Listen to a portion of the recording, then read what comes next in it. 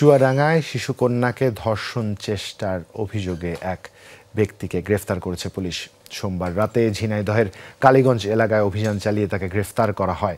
Police জানায়, গত 1 December স্ত্রীর অনুপস্থিতিতে নিজ সন্তানকে ধর্ষণের চেষ্টা করে বাবা। তখন কৌশলে নিজেকে রক্ষা করে এই শিশুটি। পরে 14 মার্চ কর্মস্থল থেকে বাবার বাড়িতে ফেরার কথা শুনে শিশুটি 3টি প্যারাসিটামল ওষুধ খেয়ে অসুস্থ হয়ে পড়ে।